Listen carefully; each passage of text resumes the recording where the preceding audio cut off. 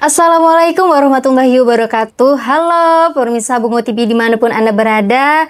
Saya Afina hadir menyapa sekaligus menemani Anda dalam program kita yaitu Ngobrol Bareng Psikolog. Nah, pada kesempatan kali ini kita akan membahas tema yang mana kesehatan mental pada remaja di era digital, Bu ya. Nah, sebagai masyarakat yang hidup di era digital, kita melihat remaja menjadi kelompok yang paling sering bersentuhan dengan teknologi ya Bu ya. Baik di media sosial, game online, hingga derasnya informasi memberi banyak manfaat. Tetapi juga membawa tantangan besar bagi kesehatan mental Bu ya. Nah, kondisi ini membuat kita perlu lebih peduli, Bu. Bagaimana sebenarnya pengaruh dunia digital terhadap remaja dan apa tanda-tanda yang harus diwaspadai, serta bagaimana langkah pencegahan yang bisa dilakukan. Oke, sebelumnya Ibu apa kabar? Alhamdulillah. Alhamdulillah baik. Udah makan, Bu? Alhamdulillah. Perlu ya, Bu ya? Karena kalau belum makan nanti kita stresnya juga kemana-mana gak sih, Bu? Oke Bu, kita masuk ke segmen yang pertama ya Bu ya. Yang mana saat ini kita melihat banyak remaja yang lebih banyak menghabiskan waktu bersama gadget dibandingkan berinteraksi dengan keluarga ataupun lingkungan sekitar Bu ya. Nah, sebenarnya apa yang dimaksud dengan kesehatan mental remaja dan bagaimana penggunaan teknologi digital bisa mempengaruhi kondisi tersebut Bu? Oke, kesehatan mental itu adalah artinya bagaimana kondisi pikiran dan perasaan remaja itu saat ini gitu ya. Nah, sebenarnya sama seperti tubuh yang butuh sehat ya, pikiran dan perasaan juga harus sehat gitu ya. Nah, seharusnya gadget, media sosial itu menambah ya kesehatan ya. Misal kita bisa bertanya apapun ya, bisa mengupload hal-hal positif, tetapi ya kalau penggunaan gadget yang berlebihan ini juga bisa menghambat kesehatan mental remaja kita. Misalnya remaja kita yang seharian menghabiskan waktu untuk scroll, nah tentunya dari segi kesehatan itu sudah tidak bagus ya. Misalnya dia sampai bergadang, main game online, ini tentu aja berdampak ke kesehatan. Ya, kemudian juga ya mereka lebih sering di rumah ya, tidak lagi bersosialisasi. Nah, ini juga nanti bisa mereka tidak mudah untuk beradaptasi dengan lingkungan baru karena tidak terbiasa ya. Jadi media sosial dan gadget ini kalau digunakan secara berlebihan tentu tidak akan sehat bagi remaja kita. Berarti kalau penggunaan gadget berlebihan itu bisa mempengaruhi, mengganggu ya Bu ya. Oke Bu. Nah, banyak orang tua ya Bu ya khawatir ketika anak remajanya itu terlalu sering menggunakan media sosial. Nah, apakah benar Bu penggunaan media sosial yang berlebihan itu dapat menimbulkan gangguan pada kondisi psikologis remaja? Oh iya, sangat sekali ya. Kalau berlebihan, semua yang berlebihan tentu tidak baik ya. Nah, termasuk bermedia sosial. Misalnya kita jadi membandingkan diri kita sama orang lain ya, nggak puas nih kehidupan kok teman saya punya kehidupan yang lebih bahagia ya dibandingkan aku. Kok orang tuanya bisa seperhatian itu ya sama anaknya, sementara aku tidak. Itu kan jadi menimbulkan kecemasan tersendiri. Kemudian mungkin dia mengupload sesuatu tapi sepi, itu juga bisa apa aku tidak semenari itu. Ya, jadi padahal bagi dia mungkin foto itu udah bagus tuh ya, cantik ya, ganteng gitu. Ketika dia upload orang nggak ada yang komen gitu ya, nggak ada yang like katanya apa aku tidak sebaik itu bagi mereka ya. Nah, jadi mempengaruhi, kalau semua yang berlebihan tentunya akan mempengaruhi. Berarti kurang baik ya Bu ya kalau menggunakan itu berlebihan. Iya. Oke Bu, nah kadang orang tua kan Bu merasa bingung nih karena perubahan pada remaja tidak selalu terlihat jelas Bu. Nah menurut Ibu nih apa saja tanda-tanda awal yang dapat menjadi peringatan bahwa seorang remaja sedang mengalami tekanan mental akibat pengaruh dunia digital? Nah, jangan merasa aman ketika anak kita di rumah saja, ya. Tapi dia bebas mengakses handphone, smartphone. Misalnya, anak saya nggak mungkin seperti itu kok. Anak saya di rumahan, anak rumahan.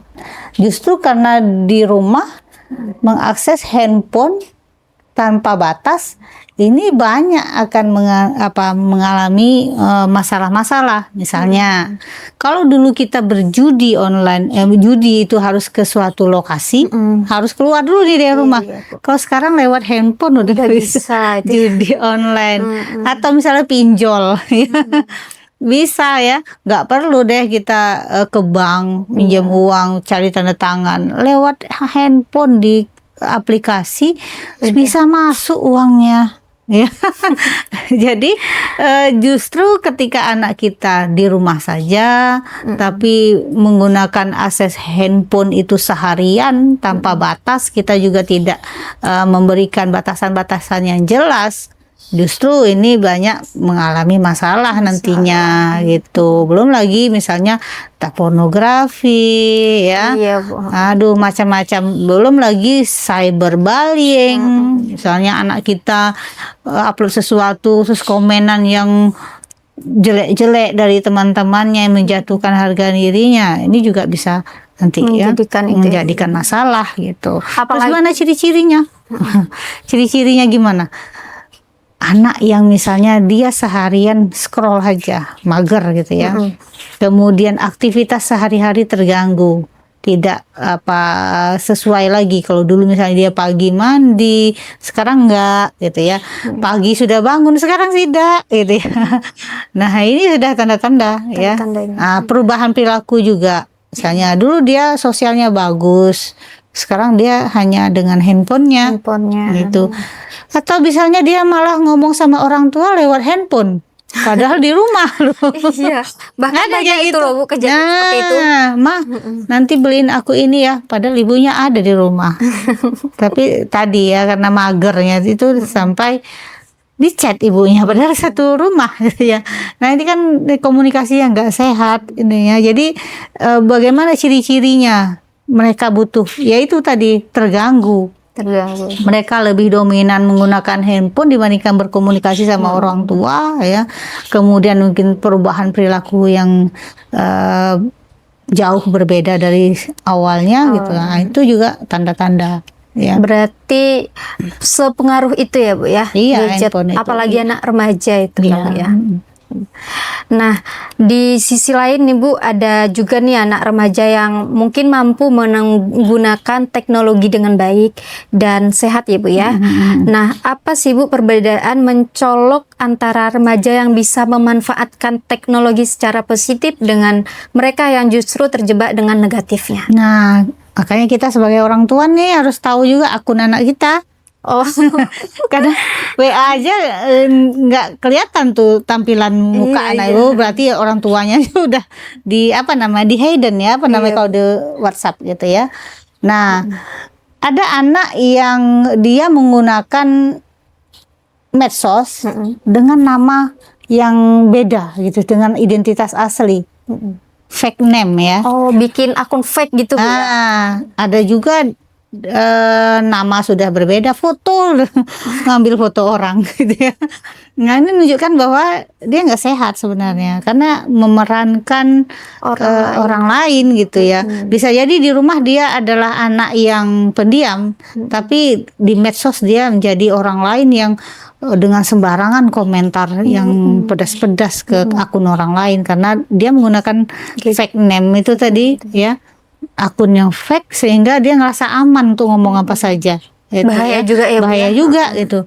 Nah, gimana apa perbedaan mencoloknya ya kalau anak yang remaja yang sehat menggunakan sosmed, tentu nama dan akun dia sama Ya, kemudian fotonya juga sama. Yang dia share juga hal-hal yang positif. Misalnya dia buat konten tentang kesehatan atau apa saja yang jadi niche dia, yang bagi dia suka gitu. Fashionnya mungkin olahraga, tentang olahraga bisa jadi. Jadi remaja itu juga dia bisa membatasi diri, dia yang mengontrol handphone. Bukan dikontrol, beda ya. Iya, Bu. Mengontrol artinya menggunakan handphone itu ketika di waktu-waktu senggang saja, waktu-waktu yang dia tidak ada aktivitas yang penting. Nah, misalnya dia aktivitas sehari-hari tetap berjalan, mandi ya tetap pada jadwalnya, sholat ya tetap jalan, kuliah tidak terganggu, ya. Jadi beda mencolok itu di situ. Dia berjalan seperti sebelumnya, tidak ada perubahan-perubahan yang berarti, menggunakan media sosial itu secara wajar, ya. Aja. Ya. Kemudian dari akunnya juga asli gitu ya, dan nge-share yang positif-positif gitu. Karena emang zaman sekarang tuh banyak loh, Bu, ya, yang bikin akun itu akun foto orang lain, tahu aku orang lain, namanya orang lain, terus berkomentar di postingan orang yang jelek-jelek. Jadi dia ngerasa aman ya, Bu, ya. Banyak sekali ya, Bu. Ya bahaya kan, Bu. Oke, pemirsa, mungkin itu saja di segmen yang pertama. Jangan kemana-mana, tetap di Bungo TV, selalu di hati.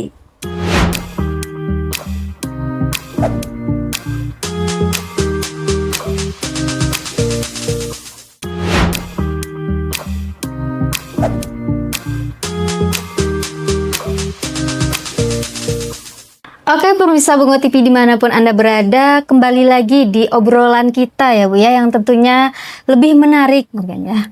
Nah, tadi kita sudah mengenali kesehatan mental pada remaja di era digital.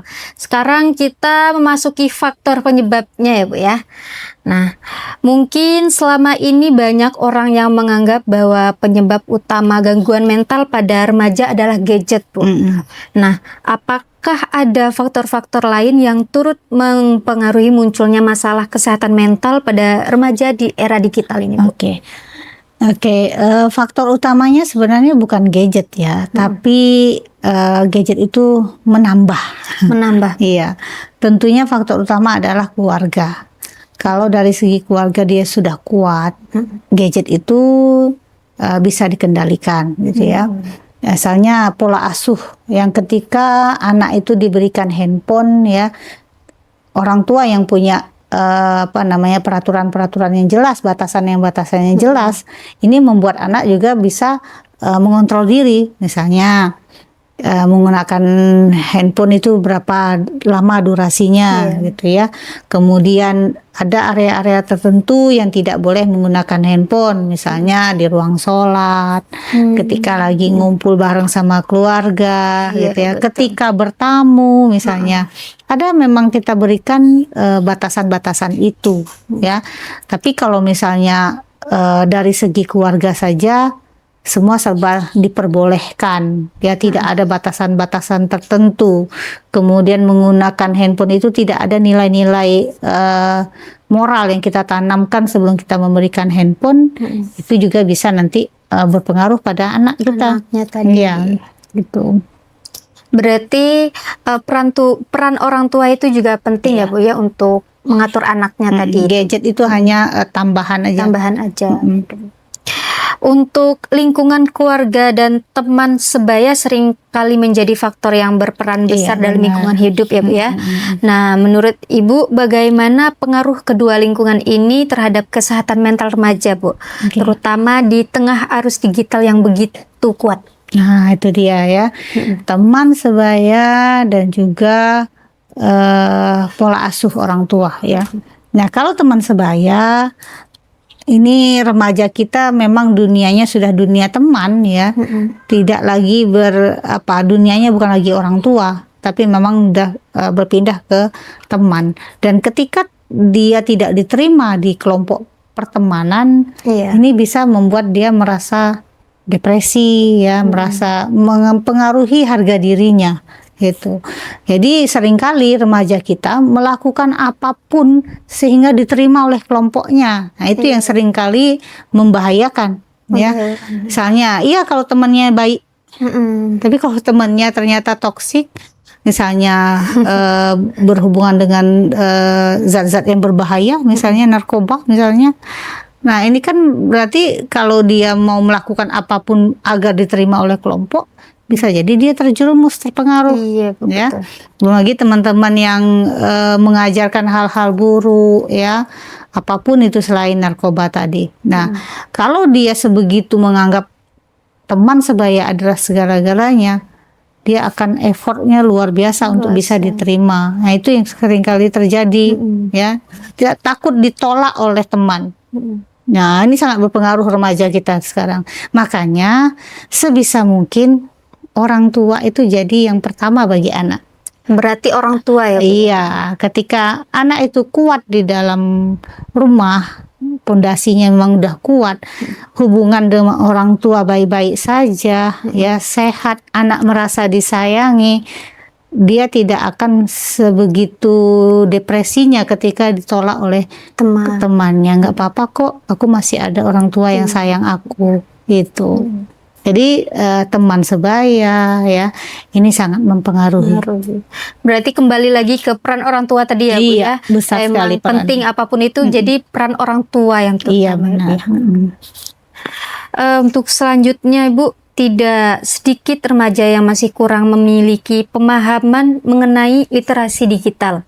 Nah, apakah kurangnya pemahaman ini bisa membuat mereka lebih mudah stres, cemas, ataupun bahkan tertekan ketika berhadapan di dunia maya?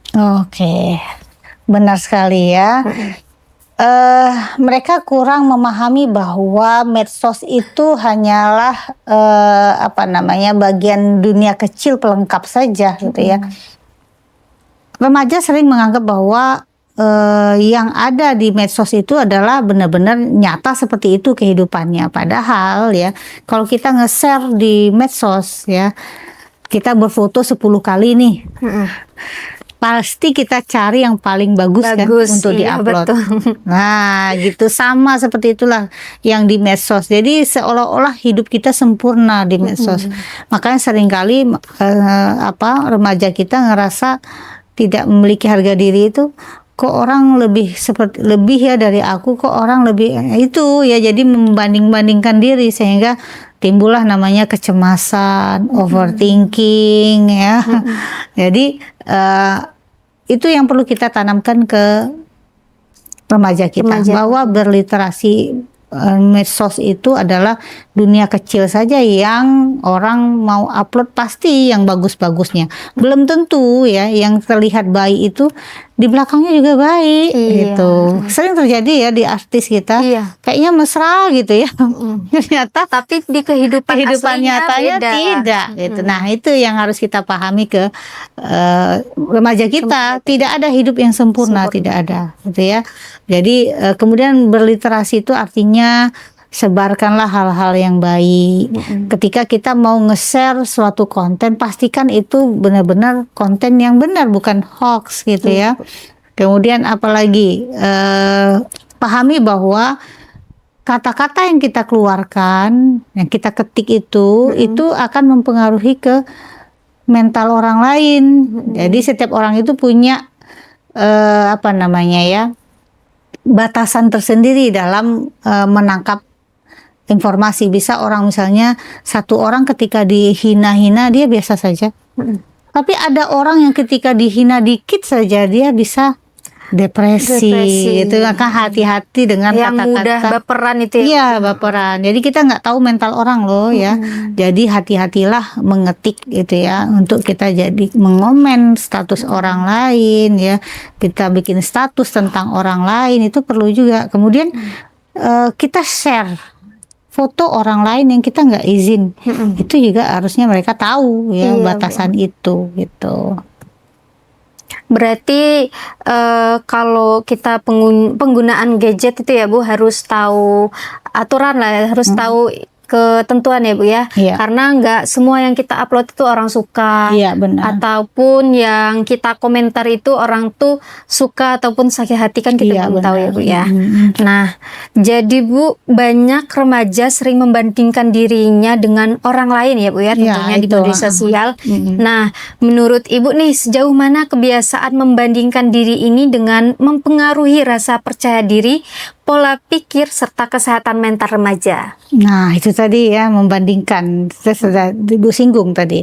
Ya, karena dia menganggap medsos itu sama dengan realitanya, sehingga sering membandingkan pada dirinya. Kok aku dapat pacar yang kayak gini sih, dia dapat yang lebih ganteng sih. Kok dia juara terus sih, dia nge-share dapat piala segala macam. Kok aku nggak ada sih, kok aku nggak bisa seperti dia. Jadi itu akan mempengaruhi ke harga diri kita, nggak suka sama diri kita, gitu ya. Merasa tidak sanggup seperti dia. Itu membandingkan itu akan memunculkan kecemasan.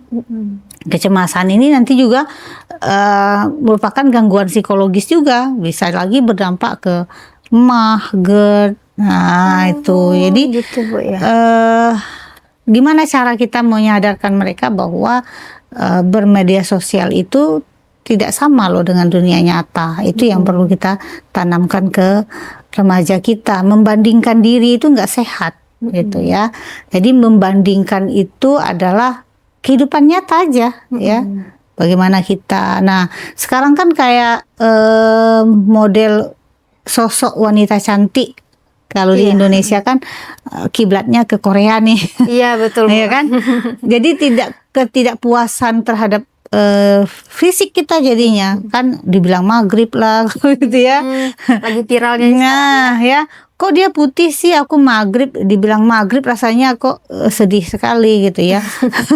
Kemudian ada juga sekarang kan marak sampai operasi plastik. Nah, banyak ya.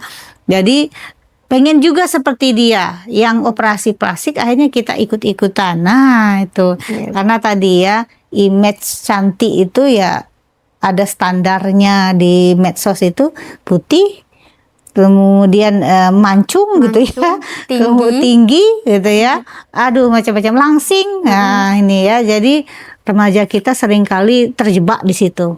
Ya, kok aku nggak langsing, kok aku nggak tinggi, kok aku nggak putih. Nah itu. Ini juga akan nanti mempengaruhi harga diri dan kesehatan mentalnya, gitu.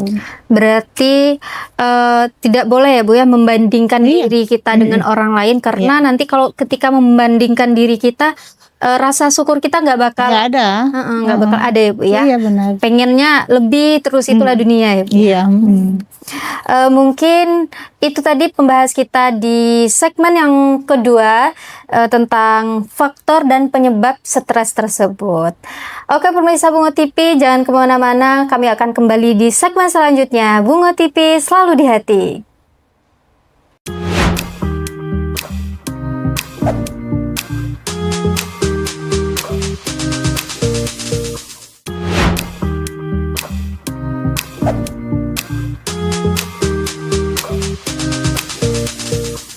Halo pemirsa Bungo TV dimanapun Anda berada, kembali lagi di obrolan kita, yang mana obrolan bareng psikolog ya Bu ya, bersama Ibu Wiwin kita.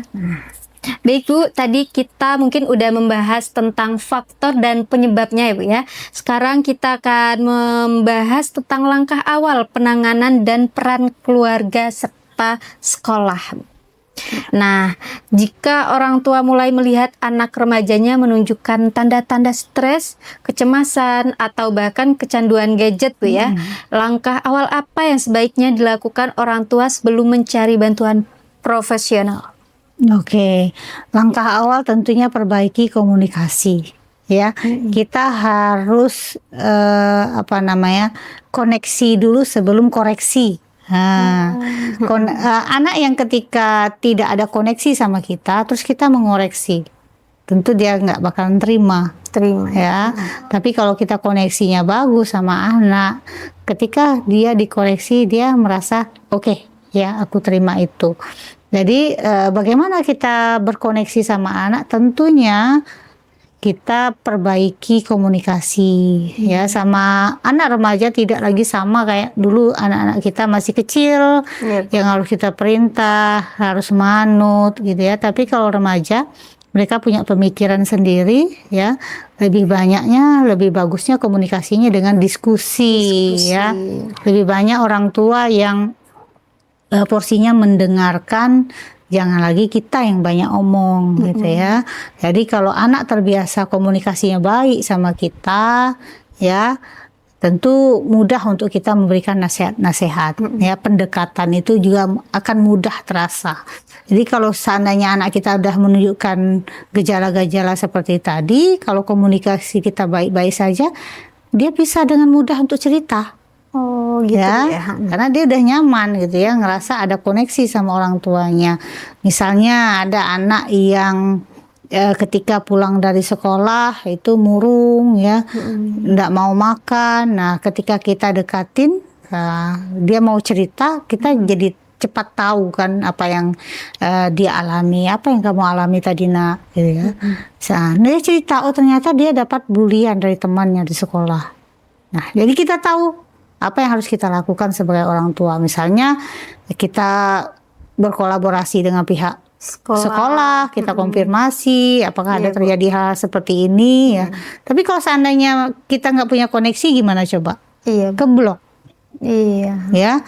Dan ketika kita maksa anak kita ke psikolog, mereka kebanyakan juga bilang, apa aku dibawa ke sini? Emosi mereka. Tersinggung. Kok aku dibawa ke psikolog sih? Karena dia tidak punya koneksi tadi sama kita, hatinya itu tidak nyatu sama kita tuh. Jadi gimana dia mau kita perbaiki? Nah, artinya kalau memang sudah butuh psikolog, pendekatanlah dulu ya, komunikasi dulu yang baik sama anak ya, buat dia ngerasa bahwa kita peduli, kita sayang sama dia. Nah, ada kami loh nak yang masih sayang sama kamu, apa yang kamu alami di luar itu, gitu ya. Jadi buat dia nyaman, buat dia terbuka, sadarkan bahwa ke psikolog itu bukan hal yang aib tadi ya, bukan tabu ya. Jadi kita butuh pertolongan, ayo kita psikolog. Mereka akan lebih terbuka ketika sudah nyaman, sudah mau diajak dialog gitu ya. Jadi awalnya harus dikomunikasi dulu. Berarti kalau anaknya itu udah menunjukin tanda-tanda stres, orang tuanya harus berkomunikasi dengan anaknya terlebih dahulu ya Bu ya, agar anaknya tidak bersedia untuk dibawa ke situ ya Bu ya. Nah, untuk banyak orang tua nih Bu, ingin membatasi penggunaan media sosial atau game online Bu ya. Namun seringkali hal ini justru menimbulkan konflik dengan anak. Nah, bagaimana cara tepat untuk membatasi penggunaan teknologi tanpa membuat remaja merasa terkekang atau kehilangan kepercayaan diri? Nah, ya, seringkali kita mau membatasi justru karena kita mau membatasi itu hubungan kita nggak baik sama anak. Nah, itu seringkali menjadi hambatan orang tua. Gimana ya Bu? Mau kita larang, mereka jadi benci sama kita, nggak dilarang, mereka jadi kebablasan gitu ya. Nah, apa solusinya? Itu tadi koneksi kembali ke komunikasi. Di awal ya, sebelum anak itu sudah bermasalah, kita memang harus selalu mengawasi. Mengawasi itu nggak harus dengan omelan ya, kita ceramahin terus, nah itu remaja nggak suka. Tapi kita harus tahu ya, kita ini sebagai orang tua, pengawasan itu penting. Jadi kalau saya bilang orang tua itu ibaratnya anak remaja kita berada di jalan besar yang banyak lorongnya gitu ya. Setiap lorong ada setannya yang ngajak, ayo ke sini ya, menggoda anak kita untuk belok gitu ya. Nah, kita sebagai orang tua harus memastikan anak kita tetap pada jalurnya. Dia udah mau belok nih, kita perbaiki. Mau belok lagi kita perbaiki. Nah, itu yang harus kita jaga terus hubungan itu sehingga gampang untuk kita memperbaikinya ya. Jadi komunikasi sama remaja itu harus tetap dijaga ya. Pastikan dia merasa disayang, itu penting sekali. Kalau misalnya kita punya waktu, usahakan memang ada waktu malam hari kita nanya, kamu tahu nggak sih kalau mama sayang sama kamu? Oh, perlu digituin. Perlu ya. Ketika dia bilang tidak, berarti itu perlu kita gali nih. Oh. Bagian apa? Bagian mana nak yang dalam diri mama yang kamu tidak sukai? Perlu itu. Jangan sampai ada masalah dulu baru kita ngomongin itu.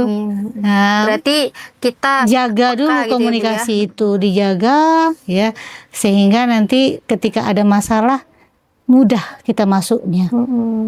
Gitu. Berarti orang tua tuh harus benar-benar memperbaiki komunikasi dengan anaknya, Bu ya.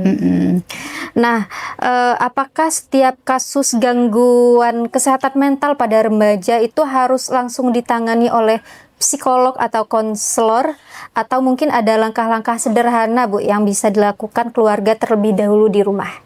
Oke.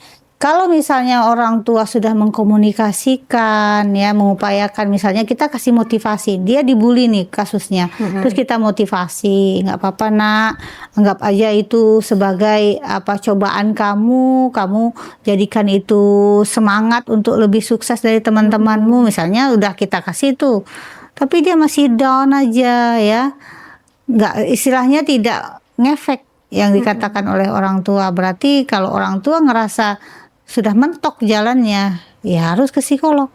Semakin cepat semakin baik. Oh gitu. Itu iya, karena kalau udah berlarut-larut ya, sampai pernah ada kasus yang datang ke saya itu anak yang dibully ya, orang tua ngerasa nggak apa-apa kok anakku, oh nggak apa-apa kok, padahal ini udah dibully berkali-kali nih anak. Akhirnya kedatang ke saya itu sudah nggak bisa lagi ditanya gitu ya. Jadi kita nanya A, jawabnya Z, itu nggak nyambung gitu ya. Jadi saya udah nggak bisa bantu kalau kayak gitu ya. Jadi saya rujuklah ke psikiater. Nah di psikiater juga ada kasih obat. Nah kabarnya anak itu sampai sekarang di RSJ. Sekarang Bu? Iya. Nah kan kasihan ya. Berarti udah nggak bisa ditangani, nggak Bu, bisa. Gitu, dia sudah sama dirinya aja udah nggak sadar gitu, sampai katanya sampai ngences gitu. Kan berarti kasihan. Itu tuh bisa dikatakan gila apa enggak sih Bu itu? Iya, kalau di bahasa psikologi schizofren ya, kalau bahasa awamnya itu ya orang gila gitu ya. Tapi kita sekarang lebih halusnya schizofren, ada istilah schizofrenia gitu. Gitu sudah benar-benar penting Ibu ya, kalau anaknya udah mulai kelihatan tanda-tandanya segera komunikasi. Kalau emang udah nggak bisa baru ke psikolog. Misalnya kalau ada anak yang menolak untuk sama psikolog itu, kita ada trik untuk bikin dia nyaman dulu. Untuk mengajak walaupun awalnya dia nolak. Gitu. Gitu ya. Nah, dari sisi pendidikan Bu, menurut Ibu bagaimana peran sekolah dalam membantu menjaga kesehatan mental siswa, terutama melalui edukasi dan pendampingan yang sesuai dengan tantangan era digital, Bu? Nah, ini kolaborasi ya. Penting sekali sekarang udah digalak-galakkan kolaborasi orang tua dan sekolah. Karena percuma sekolah juga, misalnya di sekolah tidak ada gadget, tapi di rumah bebas gadgetnya. Jadi tidak ketemu tuh pemecahan masalahnya, tidak penguatan karakternya nggak terbentuk jadinya, karena berbeda antara sekolah sama rumah. Baiknya itu sekolah sama rumah itu bersinergi gitu ya, bareng-bareng. Ketika anak itu punya masalah di rumah, kita bisa bertanya loh ke guru kelas, Bu, kenapa ya anak saya kok hari ini kayaknya murung? Ada apa ya Bu tadi di sekolah? Perlu itu kita tanyakan ya. Nanti guru sekolah yang menjelaskan. Atau sebaliknya, misalnya di sekolah gurunya ngerasa kok dia beda ya hari ini, bisa bertanya sama orang tua. Iya, nah masalahnya seringkali orang tua kalau ditanya itu takut. Nah nanti kalau aku jujur nanti ngaruh nih ke penilaian kan gitu ya. Jadi seringkali nggak jujur ya, itu yang disayangkan. Sementara kalau seandainya jujur, kita bisa sama-sama nyari pemecahan masalahnya itu. Jadi peran sekolah juga bagus sekali ya, dengan berkolaborasi ya dengan orang tua gitu. Berarti kita sebagai orang tua Bu ya, perlu berkolaborasi dengan sekolah ya agar anak kita tidak kenapa-napa Bu Dia ya. terpantau Tidak perkembangannya. terpantau. Jadi pihak sekolah pun juga begitu ya Bu ya. Kalau ada siswanya yang kurang ini itu tanyakan ke orang tuanya. Iya, gitu ya. jangan sampai anak kita nggak masuk sekolah seminggu, apa nggak ada Diamin kita aja. nanya gitu ya. Kenapa? Kadang anak itu di rumah udah pakai, anak remaja kita tuh udah berangkat sekolah loh, udah pakai seragam, tapi nggak sampai. Makanya guru kelas yang baik itu ketika muridnya nggak datang tanya ke orang tuanya, Bu ini benar anaknya sakit, benar nggak sekolah gitu. Oh iya, berarti kan benar. Benar. Tapi kalau tadi udah berangkat, berarti kan ada perluan penanganan tertentu gitu ya. Segera langsung ditangani, segera tahu kan gurunya. Itu yang pentingnya itu kolaborasi. Kolaborasi Bu ya. Oke, pemirsa Bungo TV, itu tadi langkah-langkah penanganan dan peran keluarga serta sekolah ya. Jadi sebelum kita menangani anak, udah tahu anaknya itu stres, kita harus sebagai orang tua menanyakan dulu, berkomunikasi pada anak tersebut. Oke, pemirsa Bungo TV, jangan kemana-mana, tetap di Bungo TV, selalu di hati.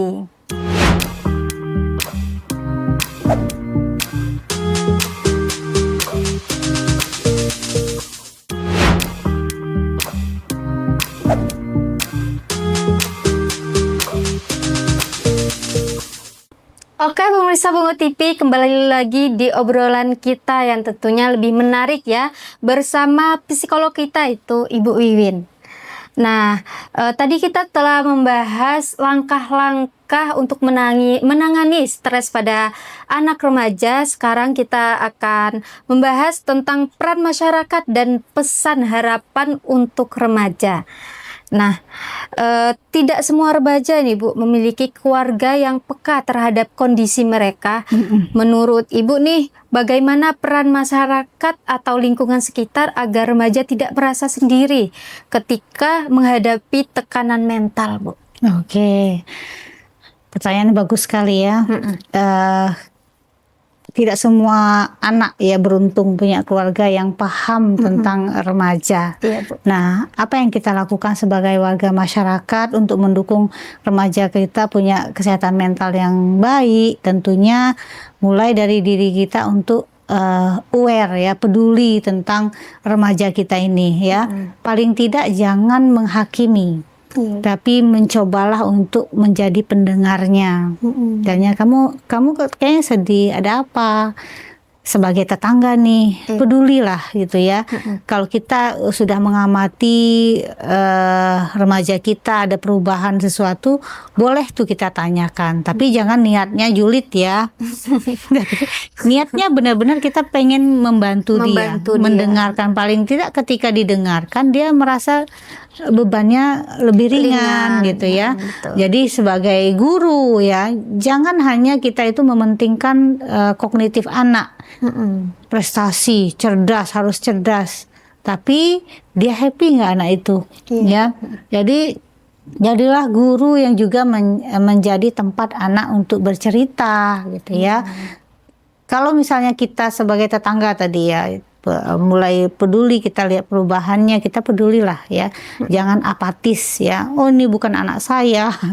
Apa namanya, ini bukan tugas saya. Tidak lagi seperti itu ya. Minimal kita mendengarkan, tidak menghakimi, kita mendukung. Kalau misalnya kita lebih tahu nih tentang parenting dibandingkan orang tuanya, bisa kita ajak dialog orang tuanya, tapi dengan cara asertif ya. Asertif itu tadi kita mengungkapkan apa yang kita inginkan, kita maksud tanpa menyakiti lawan bicara. Ya, kemudian gimana nih kita buat agar mereka tetap selalu baik-baik saja remaja kita ya, edukasi ya.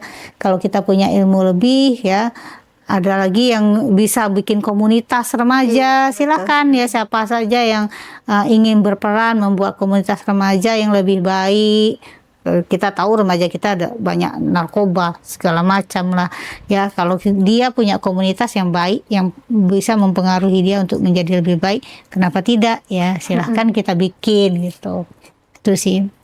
Berarti peran tetangga ataupun Iya, itu juga penting ya Bu Iya. ya untuk kesehatan mental remaja Iya. itu.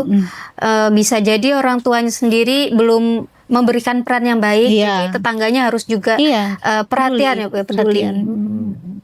Nah, untuk penutup nih Bu, apa pesan dan harapan Ibu bagi remaja Indonesia agar tetap bisa tumbuh sehat secara mental meskipun mereka hidup di tengah perkembangan teknologi yang semakin cepat dan tidak bisa dihindari? Oke, buat remaja-remaja ibu yang ada di sana, kalian itu sangat berharga ya. Apapun yang terjadi, kalian sangat berharga. Sayangi diri kalian. Kalaupun kalian bukan tercipta dari keluarga yang baik-baik saja, misalnya kita bukan anak yang beruntung seberuntung orang lain. Carilah jalan kebahagiaan kalian sendiri. Bahagia itu diciptakan bukan dicari ya. Gitu. Sehingga cari kelebihan kita apa, pahami diri kita seperti apa, hobi kita seperti apa, salurkan ya. Gunakan media sosial dengan wajar saja ya. Cari hal-hal yang positif di sana, hindari hal-hal negatif yang tentu juga banyak sekali ya. Ketika kita sudah terlanjur masuk ke dalam dunia yang tidak baik-baik itu ya, kita akan sulit untuk kembali lagi. Maka ketika baru nih, misalnya kalian baru tuh terjerumus, tidak ada kata terlambat untuk kembali. Silahkan perbaiki diri kalian ya. Lihat mana yang bermanfaat, mana yang membawa mudorot ya. Yang hal-hal buruk silahkan dihindari. Kalianlah penentu nasib kalian sendiri, bukan keluarga kalian, bukan juga orang lain. Gitu. Oke Bu. Nah itulah tadi pemirsa kesehatan mental remaja di era digital ya. Jadi untuk kita para remaja nih jangan terlalu banyak menggunakan gadget ya, baik itu sosial media ataupun yang lainnya. Jadi kita harus menyeimbangkan ya Bu ya, menyeimbangkan itu semua. Nah untuk Ibu, terima kasih Bu udah meluangkan waktu berdialog bersama kami. Untuk pemirsa Bungo TV semuanya yang mau berkonsultasi ya Bu ya, bisa langsung ke alamat di bawah ini ya. Nah, oke pemirsa Bungo TV semuanya dimanapun Anda berada, tetap saksikan di episode-episode selanjutnya. Saya Afina pamit undur diri, saya akhiri. Wassalamualaikum warahmatullahi wabarakatuh.